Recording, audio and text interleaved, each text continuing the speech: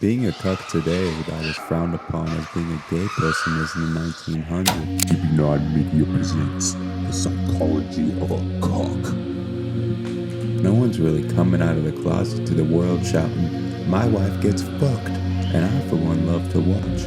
But dear Sir Cuck, what in you makes you like to watch? In this video, I will try my best to answer that question on why and how can a man with dignity derive enjoyment at watching their loved one, their significant other, someone they hold dear, get bashed and bashed by a man of more masculine stature than they are? There has to be a reason for this madness, and even with a reason, it still seems nonsensical and foolish. Any man with an ounce of dignity would immediately feel distress and anger if they caught their significant other having sex with another man. Not enjoyment. It makes no sense whatsoever, but in the mind of a cuck, it makes all the sense to them.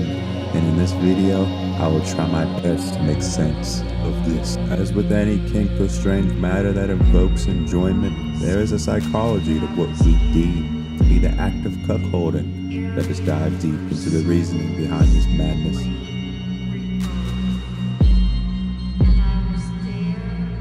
First, the origins of the term. It didn't always mean what it does now. Before its modernization, the word was used to describe a man whose wife was unfaithful. Or your wife went and slept with another man. Yeah, you're a cuck man. Bamba klat, ya bamba cuck. In the modern context, cuckolding is now a consensual agreement between both parties, as both usually derive enjoyment from it. The term originates from us animals, not us primates, but cuckoo birds. Cuckoos lay their eggs in another bird's nest, resulting in that bird raising chicks that were never theirs. This relates back to the Bamba Kalaka term, symbolizing a man left to raise children he is not father, like it's a Jerry Springer episode. Not.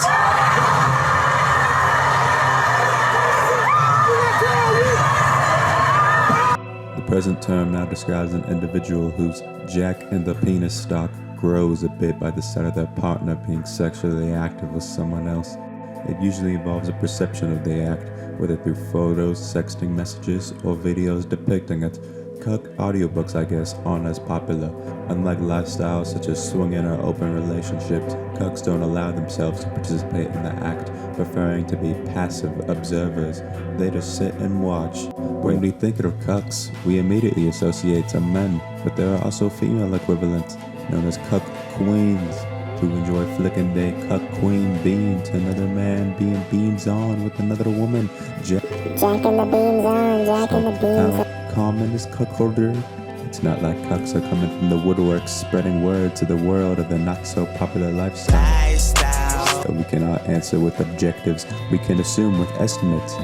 In one survey, Kingsley Institute found out that out of 4,000 men surveyed, 58% had fantasies concerning cuckoldry, while of the 4,200 women interviewed, 25% identified as having fantasies about being cuck queens. A 2016 study on Pornhub found that there are 1.75 million searches for cuckold-related topics, testosterone, and perhaps dignity.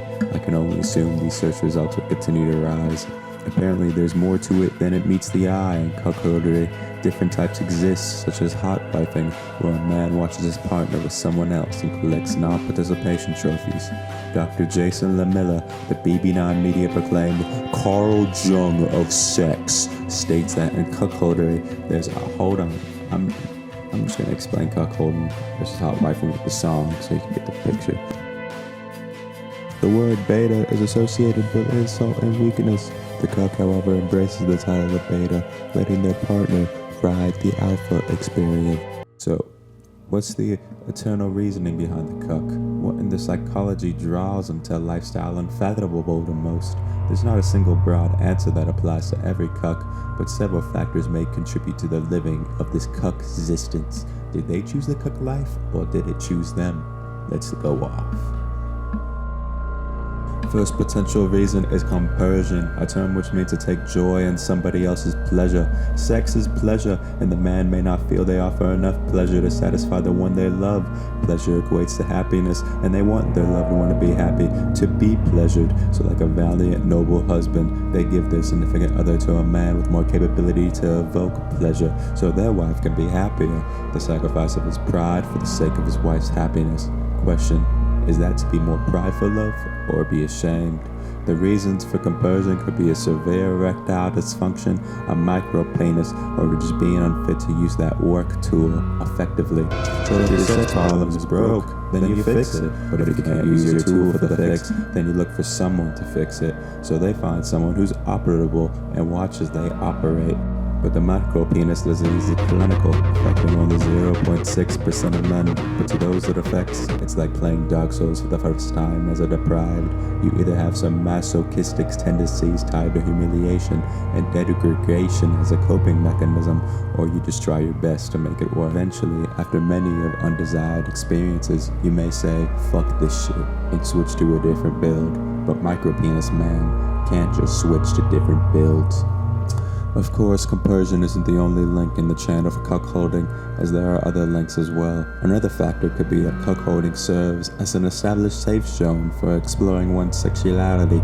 Dr. David Lay, the Carl Chung of relationships, says that if a cuck questions their sexuality, they may let their partner explore another man in the act while they explore their inner selves at a distance. Another reason is the taboo of it.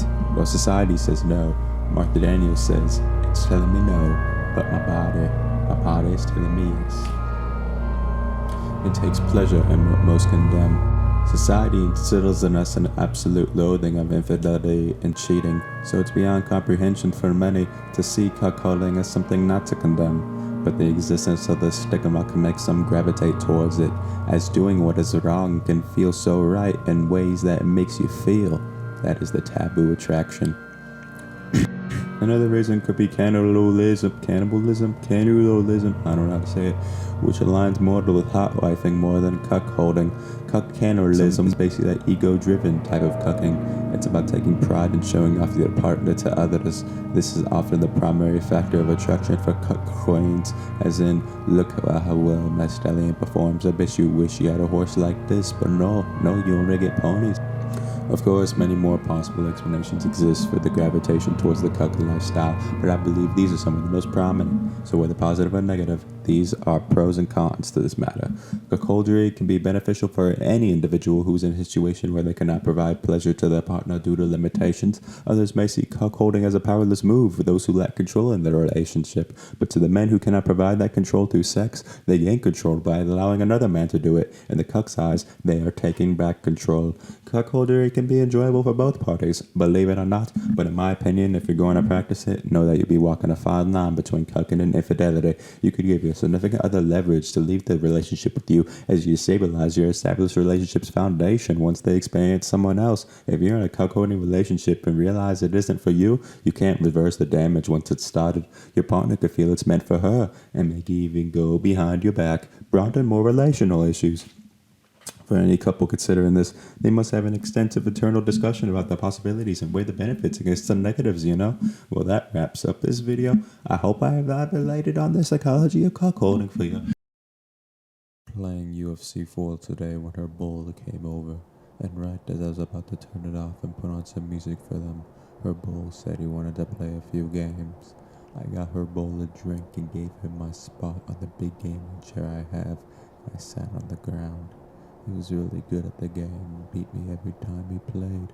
I was caged already and found myself getting very turned on while he would win.